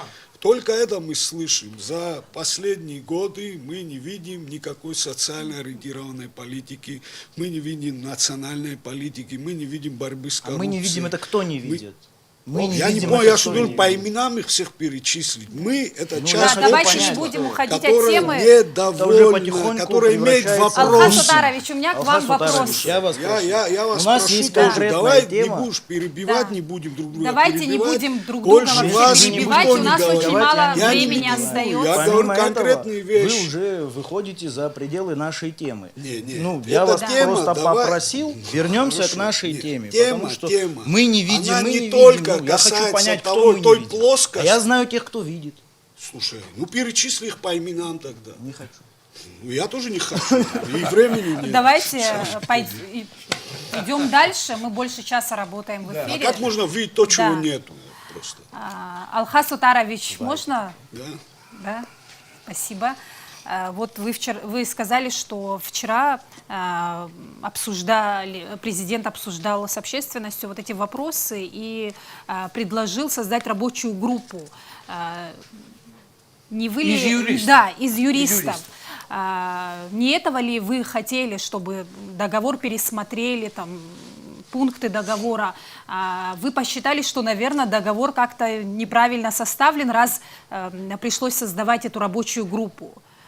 Я чуть-чуть не понимаю. А может быть, наоборот, Мне не для того, хватило чтобы аргументов. еще раз убедиться, что Да. он правильно А составлен. может быть, Черт его нам знает. стоит Ну, дождаться вот этой рабочей группы Нет, и ну, потом уже делать выводы? Насчет того, и- что рабочая группа, ну, понятно, это было оговорено, я тоже это слышал, но... Но разве это плохо? Я не знаю, насколько она будет иметь статус официальный, я не знаю, как она может, как эта рабочая группа может повлиять как на внесение поправок, потому что сам вопрос, он уже в парламенте, никто его не отзывает, никто подписи не отзывает. Да, рабочая группа, намерение есть, пока ничего конкретного нету. Ну, возможно, в ближайшие дни мы придем к какой-то ясности. Пока, я как понимаю, несколько юристов со Ну, стороны раз уже есть исполнительной возможность какие-то власти, внести изменения в соглашение, это уже, мне кажется... возможности на данном этапе вносить на изменения. На данном этапе я нет. хотела об этом Процессуально и спросить, да. процедурно, А над чем тогда будет рабочая группа? Вот я тоже, ну, может, отзовут подпись, может, будет новый текст соглашения. Экспертизу, Мы, да? например, я не знаю, кому-то не нравится, когда я говорю мы, я, например, считаю, что да, надо отозвать и новый текст соглашения с новыми формулировками, естественно, подписывать заново. Я не вижу больших в этом проблем. Россия самое дружественное государство Республики Абхазия, которое есть и будет, поэтому никаких проблем, если согласовать эти вещи, ну, у нас все на этом уровне, на уровне доверия, и поэтому больших Тогда у меня вот проблем я в вопрос, этом не вижу. а что Возможно, они есть. Ну, как бы это мое мнение. Тогда так поставлю вопрос. Что получит Абхазия в случае выполнения данного договора? Вот Одиссей Михайлович, простите, да, вот вы сегодня меньше всех говорите, хотелось бы услышать ваше мнение. Работа у Что него нам такая. даст вот этот договор? Данный договор даст, значит, те условия, которые там заключены, вот, в рамках нашей Конституции, нашего законодательства. Естественно, это удовлетворение того вопроса, который российская сторона столько лет просит рассмотреть. Думаю, вот и все. Да. Кто еще ответит на этот вопрос? Вы знаете, вот Да. я вчера тоже слышал на встрече с руководством страны, отзовите с парламента, значит, этот документ. Я задаю себе вопрос. Ну, отозвали, а дальше что? Новый текст. Садимся и новый текст составляем. Кто будет составлять новый текст? Скажите, пожалуйста. Слава Богу, Где она в будет? В Абхазии Очимчире очень много будет, в Корчиле? юристов, Где это будут этот текст составлять? высококвалифицированных, вот в этом зале их немало, я думаю, проблем Не так уж и не много составит. квалифицированных Для- юристов, которые Для могут составлять соглашения международные данного договора. характера Да. вполне достаточно. Да, вы представьте себе, что российская сторона тоже, наверное, болванку этого договора подготовила и передала нам. Там тоже, наверное, юристы работали над этим документом. Теперь мы должны им сказать, что вы неправильно договор подготовили, она имеет серьезные изъяны, и потом мы должны заново его... Значит, Это же договор, он двухсторонний, понятно? Да, это конечно. нормальное явление, в принципе. Не похоже ли это на заволокитывание и, значит, что по времени оттягивания, что она дает нашей стране, он дает дополнительный авторитет или какие-то аргументы, которые мы можем в будущем выиграть по-крупному, скажем, да? Что Вот. мы хотим выиграть? Я не знаю, вы недавно вот только что говорили, что не надо вообще в будущее далеко заглядывать. Да, Это конечно, вот я им неблагодарное говорю, что дело. вот хотя бы в течение года, вот скажем, мы оттянули, дальше что будем делать? Что оттянули? Вопросы? Нет, Не надо его вопрос оттягивать. рассмотрения этого договора. Надо было его изначально составить, обсудить с обществом и ратифицировать. основная ошибка. Вы, Вот так вы надо считаете, было что сделать. международные договора нужно обязательно Давид с Чичевич, обществом можно обсуждать? я скажу, Компетентным потому что я могу обществом на почему конкретный нет? пример Если, сослаться. вы не видите, у нас... Алхас, можно я скажу? Да, Потому что конечно. есть совершенно конкретный пример. А вот перед вами человек, который участвовал в 2010 году в обсуждении передачи других объектов. Лдза, Пицунда, там несколько дач. Этот вопрос обсуждался. Этот вопрос передал в общественную палату президент Сергей Васильевич Багапш. Общественная палата мне, моей коллеге Зарине Габиевой поручила провести тоже экспертизу. То есть тогда власть была почему-то заинтересована в том, что мы не говорим о том, Речь что мы... идет о передаче коммерческим структурам. Нет, нет, А кому нет, мы Российская передавали? Федерация. Ткачеву? Российской Федерации. Российской Федерации. Российской Федерации. Эта экспертиза есть, ее я тоже вывешивал. Ну, я не знаю, я не могу там требовать от СМИ, чтобы они публиковали. Это как-то, некрасиво, наверное, с моей стороны будет. Я вывешиваю себя на странице. В 2010 Страница общего доступа. Да, общий доступ. Да, то есть такие обсуждения были экспертные. То есть мы можем этот формат поддерживать, потому что Сергей Васильевич понимал, наверное, что этот вопрос как бы будет будоражить общество, да, и даже речь шла всего лишь о дачах, не о огромном таком массиве земли, да, и поэтому вопрос был обсужден. Реакция общества тоже последовала, и мы видим, что передача не состоялась. Но я думаю, что Российская Федерация, наш партнер, они тоже, как они узнают мнение общества? Хотя бы вот таким вот образом. Я не думаю, что кто-то рассказывает о том, что в обществе есть не... Все это возникает постфактум, да, и может быть даже и неверно преподносится, вот как русофобия или как что-то еще такое выступление антироссийские. На самом деле нет. Даже одна из тех девушек, которых вы упоминали, она ходила с плакатом «Я люблю Россию, но землю отдавать не хочу». То есть, понимаете как, тут такой вопрос щепетильный, да. Для нас это все-таки такая достаточно серьезная дилемма, что ли, да. Но мы видим, что примеры есть, они в нашей истории. Почему по этому пути не пойти? Я думаю, что это вполне нормально. Дорогой Саид, а зачем нам государственные структуры вообще, если это будем все на улице? Можно взять в пример я скажу, что по 2014 Конституции у нас договор. демократия, народовластие. Большой договор. Но понимаете, как речь идет о том, что вот мы, как граждане, лишаемся возможности посещать эту территорию. Да? И мы не говорим о том, что мы хотели бы эти объекты, но сейчас объекты, они вообще должны занимать меньшую площадь. Речь идет о передаче существенной территории. Плюс еще не надо забывать о жилом комплексе, где люди живут. Да? Что с ними будет? Потому что вот исходя из договора вообще непонятно, что мы передаем. Объект размыт, имущественный комплекс. Речь идет о дачах. Географические точки объекта. Да, размыт. точки есть. Значит, он Географические входит... точки, но позиция, что объект размыт. Конечно, размыт, он не поименован, да? Конкретно. Мы должны бы хотя бы... Конкретные географические точки, Ну, где- точное понимание территории А почему не объекта, назвать конкретную это не- дачу? А почему не дать конкретные географические точки? Почему надо Они сделать могут, конкретно естественно, так, как вы себе это представляете? никак я я хочу се- просто понять для себя. Впредь хочу Андрей понять. Львович. Вы уже второй раз говорите. Андрей Это, Львович. наверное, ваш опыт богатый подсказывает, да? Давайте не будем переходить на личности. Да, не просто будем, хочу я понять- думаю. хочу Да, понять это для очень себя. некорректно вы себя ведете. Некорректно рассказывать о своем опыте. Вот это Я некорректно. говорю Вам об необходимо опыте быть лишь... немножко проще. Практически. Варчиз, Андрей Львович, да. не надо Варчиз давать это оценки. Давайте ограничимся, потому что мы тоже можем раздавать оценки. Попробуйте. Я не собираюсь этого делать здесь в Замечательно. студии, как вы это делаете. Да, замечательно. Да. Хорошо. Речь идет о том, что опыт есть, и мы можем этот опыт использовать, и мы не должны о нем забывать. Вот о чем я хотел сказать. Я бы добавил, Да, не сейчас надо, мы не все надо нам дополним. обсуждение. Публично. Ну, общественная Давид, палата это чуть-чуть. все. Мы У нас уже подходим к концу, реальная сейчас будем завершать эфир. практика Тима, я с обсуждения вашего- этих вещей Да. в публичном пространстве. У нас были договора 2010 года, у нас был большой договор в 2014 году, разные профильные договора. Это все обсуждалось в публичном пространстве с привлечением экспертов, юристов, оппозиционных, общественных сил. И мы приходили к одному какому-то знаменателю. Наша позиция была консолидированной, и договора эти с изменениями, с нашими, были все подписаны. Может быть, Зачем это нам кому-то, опять же, нарушать эти... нескромным покажется. Мне но- очень тяжело представить, что оппозиция с властями где-то когда-то договаривалась. 14 Очень году тяжело мне это представить. были Ну дай бог, чтобы если это было бы, прецеденты, да? Очень хотелось бы, конечно. Были. Но есть договора, которые на, скажем, публичном пространстве не обсуждаются. Есть такие договора тоже. Давид Скажем, Чичевич, военно-техническое этот договор не сотрудничество, закрыт. военное Этот сотрудничество. договор не закрыт, я просто хочу напомнить, Давид что Чичевич, просто вот, был момент например, даже процессуальный, договор по связанный границе. с тем, Мы что тоже обсуждали. администрация Я присутствовал президента в данное парламенте, и вы соглашение комментировали направила дело. Сейчас мы в вообще парламент. можем разделиться. Администрация президента направила данное соглашение в парламент для информирования. Не собираюсь сейчас вдаваться в дискуссию для принятия в работу. Ну, насколько мне память не изменяет, там было написано для информирования. Ну, то есть народные избранники, во всяком случае, на тот момент проинформированы были.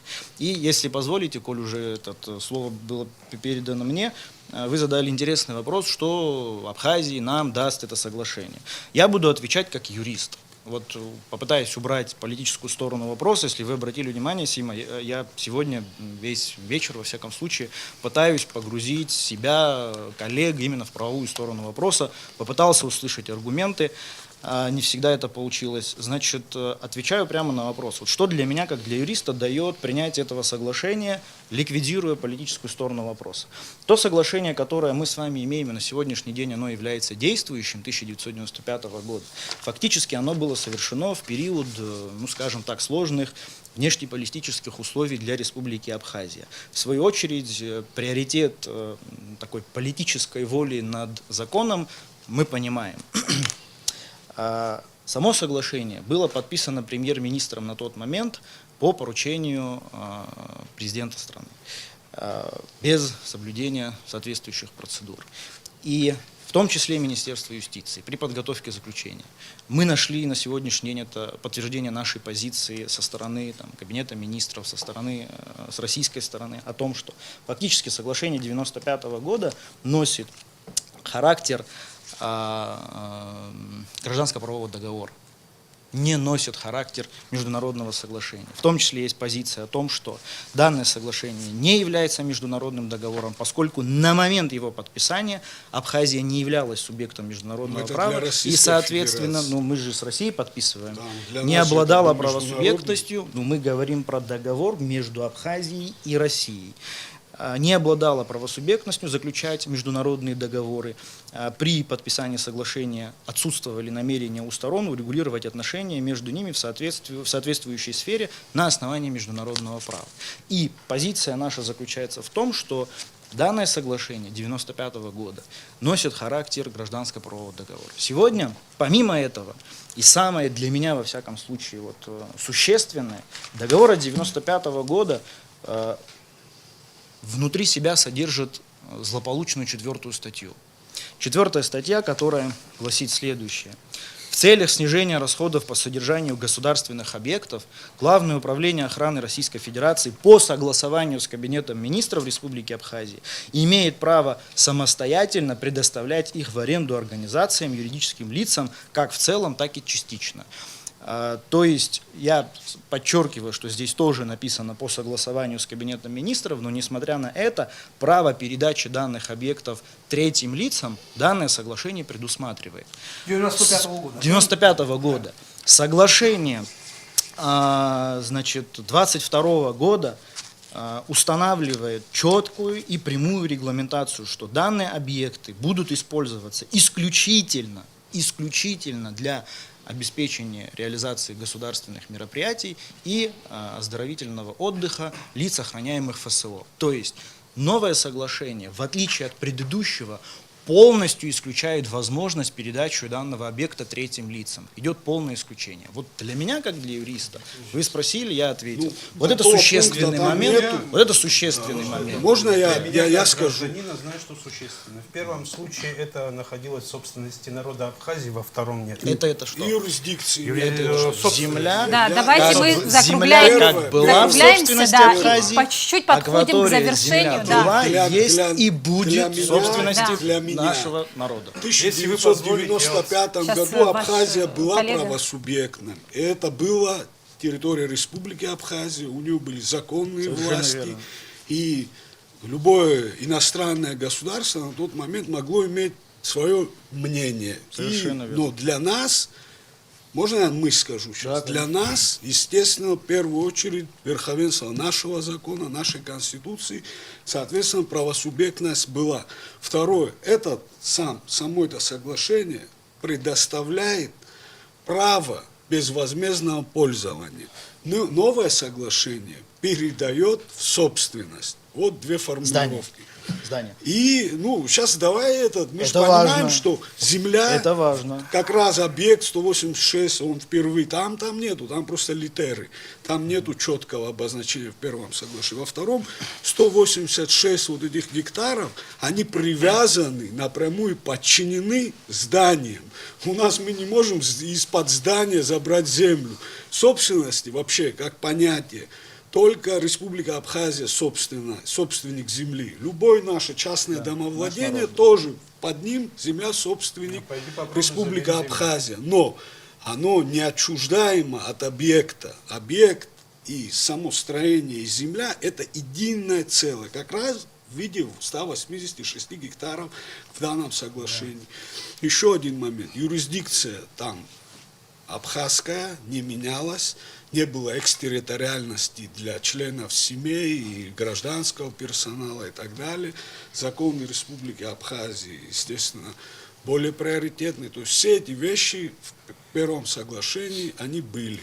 Я считаю его законным, что это международный договор Республики Абхазия. И так оно и есть. А мнение с других стран, которые на тот момент нас не признали, нас и сейчас многие не признают. Мы должны исходить из своего собственной конституции, своего собственного суверенитета. Я надеюсь, вы меня правильно поняли, что Нет. когда я говорил о гражданском правовом договоре, я говорил исключительно с точки зрения Российской Федерации. позиция Минюста в том, что есть определенные... Возможно. Мы себя, понятно, Но есть у нас правосубъектами видим, но договор, есть позиция есть у нас российской указ до 2008 года. указ Я правильно понял Российской Федерации, где все документы, все наши подписи признаются легитимными. Это было еще до признания, когда наши документы, оборот был признан Российской Федерацией. То есть я не знаю, почему на этот указ нельзя сослаться тому же Минюсту РФ, но это их дела. Давайте, мы уже очень долго работаем в прямом эфире и будем завершать уже скоро, и давайте будем подводить итоги очень лаконично и коротко, пожалуйста. Да. Я очень надеюсь, что все-таки этот документ, это соглашение будет отозвано с парламента, и вот эта комиссия, которая юристов будет создана, они сядут и переработают этот документ, учитывая мнение общества, чтобы очень хочется, чтобы общественное мнение в этой стране учитывалось. К сожалению, в последнее время не только эта власть этим грешит, и прошлые власти всегда идут где-то впереди какие-то либо личные, либо групповые интересы, и только потом общественные. Для меня лично очень важно, чтобы общественные интересы, публичные интересы, интересы нашего народа, они не ущемлялись. Вот это, на мой взгляд, единственная возможность в данной ситуации, чтобы разрядить общественно-политическую ситуацию в стране вокруг вот этого документа, это отозвать его с парламента и в спокойной обстановке сесть и обсудить. Спасибо за мнение, Давид Чичевич. Я уже не первый раз слышал о том, что надо отозвать этот документ. И мы как мантру его постоянно повторяем. Документ надо обязательно отозвать. Если мы не отзовем, тогда мы людей не успокоим, и люди выйдут на площадь, люди будут протестовать. Скажите, пожалуйста, мы отозвали документ. Дальнейшие шаги какие будут у нас? Как мы это объясняем Российской Федерации, что мы документ обратно отзываем, и ваш вопрос не будет В рассматриваться? Российской Федерации, в Государственной Думе очень часто это происходит. Документ вообще могут не ратифицировать. По отношению Его к Абхазии могут- у них ничего такого не Ну, происходило. по отношению Все, к что Абхазии, касается это Абхазии, нормальная вовремя практика принимать. работы законодательных органов власти. Я Это теннис нормально. допускаю, что можно и так сделать, конечно. Но у меня такое чувство, что тут дело не в договоре. В чем? Дело в том, что мы определенным людям не доверяем. Ну, Мы не доверяем определенным людям. тоже есть. Да, Не без есть этого, такое. потому что большой опыт есть. Мы же много Да, чего видели. да. И их, если вы позволите, и вот эта Да, мы практика... им не доверяем. Ну, кто сказал, что нам все доверяют? Ты мне скажи, пожалуйста. К сожалению- Тебе очень доверяют или мне Давиду К Кирилловичу сожалению, доверяют? общество в конечном итоге всегда оказывается в дураках. Понимаете? Ну, зачем Да. обществу Оказывается, значит, оставлять в дураках? истину- Обществу надо помогать развиваться Давид дальше. Чичевич, истину всегда показывает время. уходит эта власть, через некоторое время мы понимаем, что вот там, вон там, вон там нас обманули. Мы уже это прошли, что это Ну, единственная вы понимаете, власть, это единственное эта власть соглашение. уйдет, придет другая власть, точно такая же проблема родится через год, через два. что И теперь вот мы- так все время это будущее Абхазии. Ну, если Мы так- такую страну хотим построить. Но мы за это и не хотим, соглашаться хотим с обсудить, что у любыми нас просто действиями территории власти, закончатся, если все власти вот так будут раздавать. И сколько мы будем обсуждать раз за разом. Раздавать Я, например, уход. Вы по-другому меня не Видишь, поймите, раздавать пожалуйста. уход. Потому В что данном зачем? случае, ну, Ну, может, не давайте только Да. эту землю Да. имеется в Ай, виду. хорошо. Я заканчиваю. Да, да. Абрей Гулузи Хапсуа, Хара Хапсачо. Хара и Хамо Псанура Казачо, Дашати Раджаги Хамадзам. И Трахну Дашадгил Хамадзам Ахцо. Абрахаку Бзигинбер. Сарасшуху. Дара за Сшуху. Дара за Ушратаху. Дара за Схуцратаху.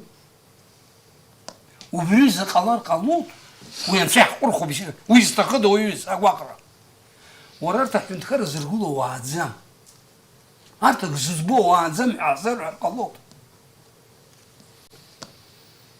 ويداري شرطه حربوس نو يحقش حق سزحوم خنجا خنيوجي باش كسبشيني باش كسر ينسكا عن صح يخشو حاويت حاجة رحمنا حاويت مكان يمرسكوا أخدوني قشبوت زقام تاتشو حزتقولو وفي قالوا حزدرزو يوروبا يقالوا حزدرهم أمريكا يقالوا حزدرهم يرحق شموك شيخو حزدرهم شاخو بشاكرت في غرسو ياлаган оппозиционерша Путин и шагала за джигднамлистет карт Аша Хираку Шарзу Меладзе Валерик Нармич зей а китаец Федерейчайжен адгил кылсонын Нхыц Кавказ амяга царяла год техника агречу играть хаюксны а бетон штацаны электростанциях юлокын зыйхарцахей псу говорит ахтажос махадзац макяна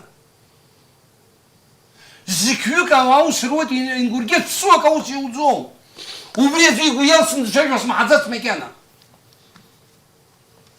دارك تخدوك حمو أخا حرح كتوك كوي حمو وي حمصكو وياكم كور دشاجرة عدسة يحتخو بتزيد حرخور يتكور بوك عفا يخلب بريح مخور يخلب يحبر خادخا حل الربر خادخا سرا ورسطلاي حرح أبسوا حيزق زيشا دار زتشوم حوس ستشوت ستشوت بربي بيجيزر حسشوت يبجي أخر خلوط حزم خود زاغور عدسة كده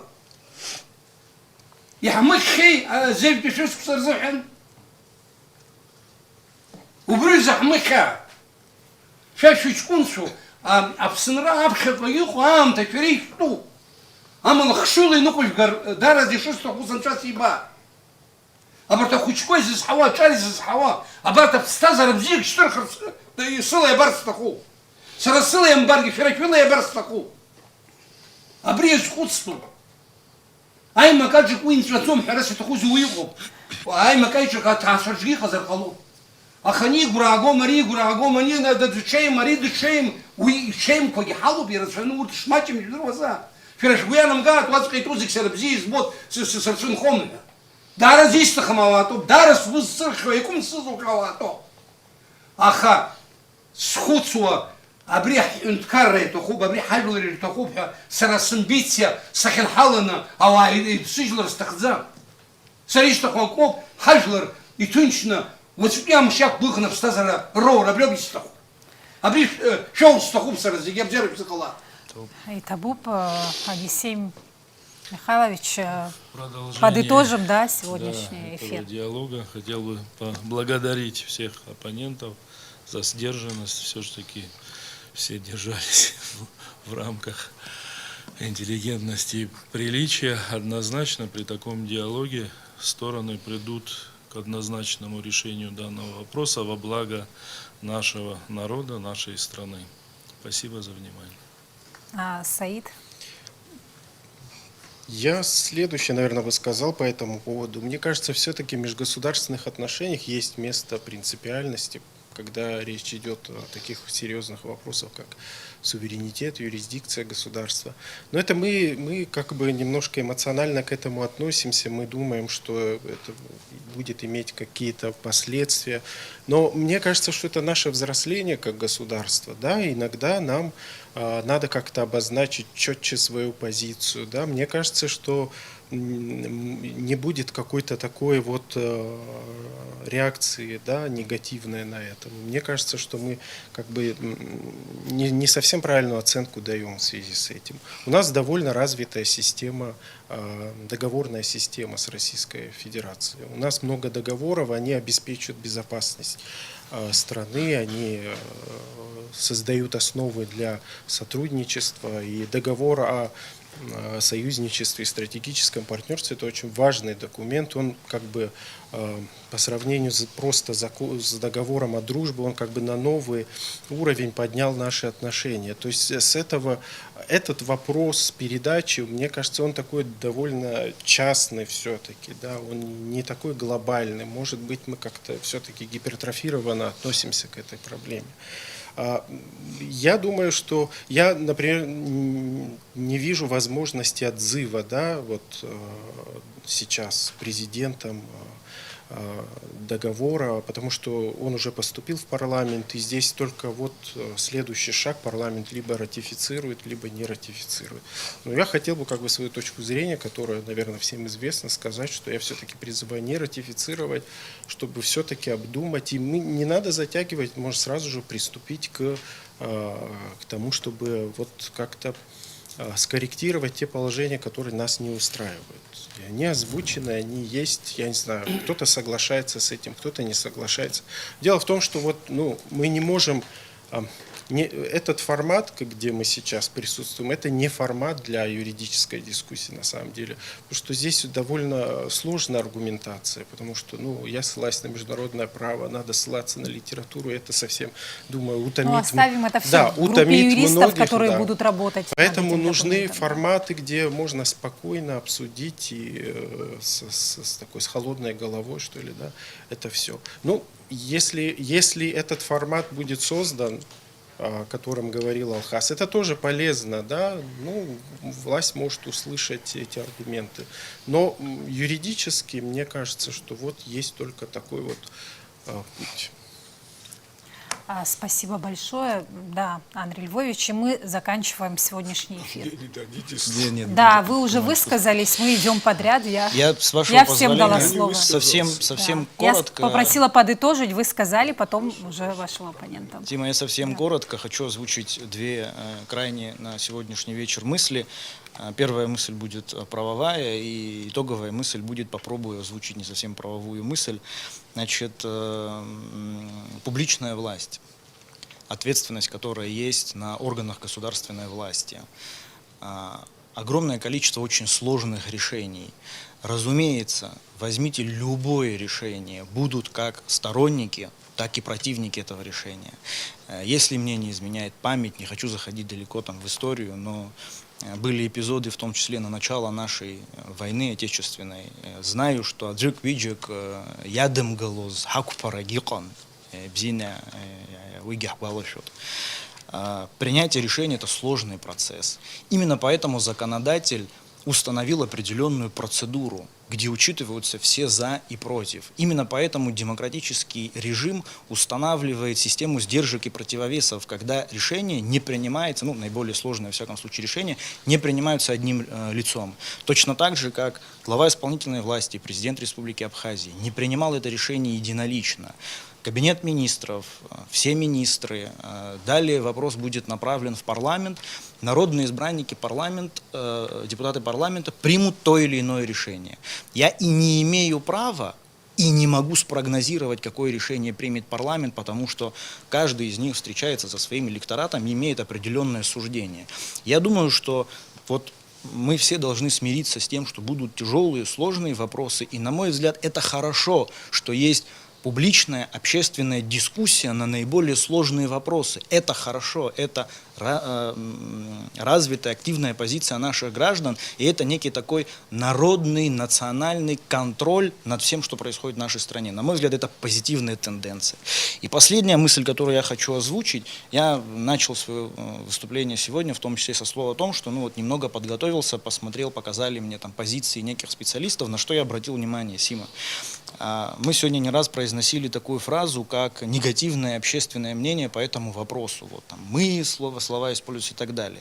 Вот на мой взгляд, исходя из того, что я посмотрел, в том числе и было сформировано негативное общественное мнение определенной группы общества и так далее, в связи с тем, что выступает человек, которого представляют там юрист, специалист, эксперт с большим уважением, высказывает определенную позицию, с моей точки зрения, я практически ни с чем, что было сказано там, не согласен. Но для обывателя, и наше общество не должно быть абсолютно поголовно подготовлено юридически, такие фразы, как «раздали», «продали», «хартиит», «хапсад гилартиит», для людей со слов эксперта, которого представили экспертом, это воспринимается как факт. Он, может быть, не услышал все мнения. Человек, может быть, не прочитал соглашение, но уже сформировалось мнение, позиция о том, что это плохое соглашение. Поэтому вашему мнению вам не больше лично. доверяют. Опять вам. Все, спасибо. Опять вам. Да, вы закончили, да, Андрей Давайте будем Львович? держаться Закончили? на том, что давайте будем исходить из того, что мнение, позиция должна быть моя. Вот я так считаю. Да, давайте, наш прямой эфир подошел к концу. Я попрошу минуточку внимания, да. Наш эфир подошел к концу, мы очень долго сегодня обсуждаем эту тему, которую в обществе и так очень долго обсуждают, и, надеюсь, каждый зритель сделает сегодня свой вывод. Спасибо большое. До свидания.